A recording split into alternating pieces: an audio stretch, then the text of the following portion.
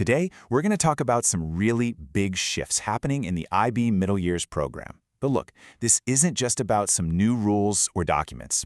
This is a story about a whole new way of thinking, about unlocking real, powerful collaboration, and what that actually means for teachers, and most importantly, for our students. If you've been in the MYP world for a while, you know this feeling, right? The unit planners, the subject group overviews.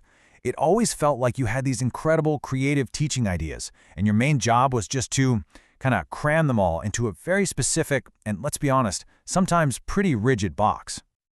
And this is the question that changes everything. What if we reimagined the whole point of that paperwork? What if the goal wasn't just compliance, not just filling out a form, but was actually about connection, to spark real dialogue and build a team that's all pulling in the same direction? Because that's really what's at the heart of the enhanced MYP. It's this idea that the tools we use for planning, they do more than just organize our lessons. They actually shape our school's culture. And that culture, as we're about to see, has a huge impact on how well our students succeed.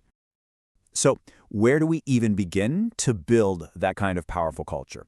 Well, it all starts with understanding one of the single most powerful ideas in all of education research. It comes down to what we, as a team of educators, believe we can accomplish. Let me just ask you this. Think about all the things that affect student learning. You know, socioeconomic status, how much funding a school has, class size, all of it. What do you think is the #1 thing that positively impacts how much kids learn? The answer? It might not be what you think. The answer is this thing called collective teacher efficacy. You might have heard it called CTE, and it's not about just one superstar teacher's confidence.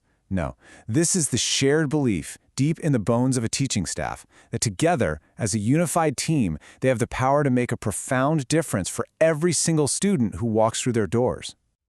And I want to be clear, this isn't just some fluffy, feel-good idea. The research on this is absolutely solid. Guys like John Hattie have shown that CTE is a total powerhouse. Its effect on student achievement is bigger than almost any other factor out there. It's a genuine game changer. Okay, so if this collective teacher efficacy thing is the magic ingredient, the big question is, how do we get it? It doesn't just show up out of nowhere. It has to be built, and it's built through one key activity: collaboration. You see, CTE is forged in the trenches of our daily work, but only when we do that work together. It's what happens when we stop being isolated professionals in our own little classroom islands and start acting like a real, honest-to-goodness team. And it creates this amazing upward spiral. It all kicks off when we plan together and ask tough questions. That builds a sense of shared responsibility. We're in this together. Then, when we start seeing real evidence that our team effort is actually working for students, well, that's what cements that powerful collective belief. I absolutely love this metaphor. Collaboration isn't just another meeting on the calendar, it's the engine. It's the driving force that takes a group of individual teachers and transforms them into a team that truly believes they are agents of change. All right, so if collaboration is the engine that makes everything go, we have to ask ourselves an honest question. Was the old MYP framework adding fuel to that engine, or was it kind of slamming on the brakes? Let's take a look at some of the old challenges. This quote from the lecture notes just nails it, doesn't it? For so long, MYP planning felt exactly like this, trying to piece together a massive, complex puzzle with a whole lot of very specific rules about where each piece had to go. And these were some of the trickiest puzzle pieces, weren't they? The super rigid templates, that infamous statement of inquiry that was always a headache, doing the same ATL planning over and over. It created this web of rules that, frankly, could sometimes get in the way of real creative conversation. And here's the real danger in all of that.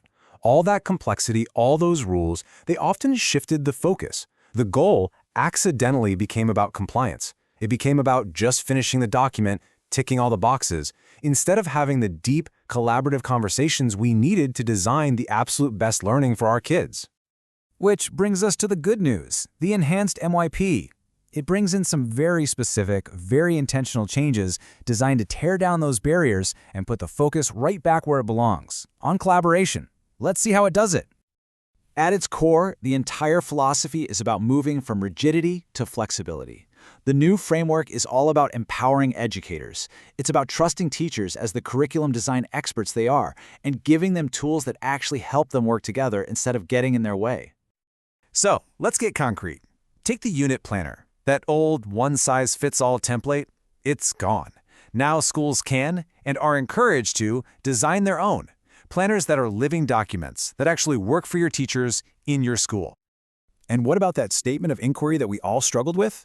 Well, it's been swapped out for a much simpler, much more direct inquiry question or statement. Fewer rules means less time trying to wordsmith a sentence and more time actually digging into what makes a great inquiry. And you see this pattern across the whole framework. Concepts are streamlined. SGO formats are totally open.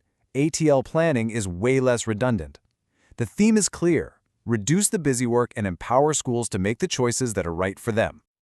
So if you zoom out, these are the big ideas driving all of this. It's about giving you total freedom over your documents, making the inquiry process simpler and more powerful, letting you customize content, and, at the end of the day, trusting and empowering educators while cutting out all that duplicated administrative work.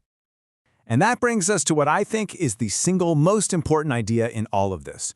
What's the real end game for these changes? It is a massive shift in our mindset about what planning is even for. You see, the point is no longer to produce a perfect, polished document that we can file away and say, "Who, done." No, the whole point now is to use the process of planning to spark rich, meaningful, professional dialogue. The document, that's just the receipt. The conversation is the real meal. So that's the question I really want to leave you with today. The IB has basically removed the guardrails and handed the keys to the car back to the schools. That old rigidity is gone, and it's been replaced with freedom. So the question is, what are you going to do with it? How will you and your team use this newfound freedom to fire up that collaborative engine and build something truly amazing for your students?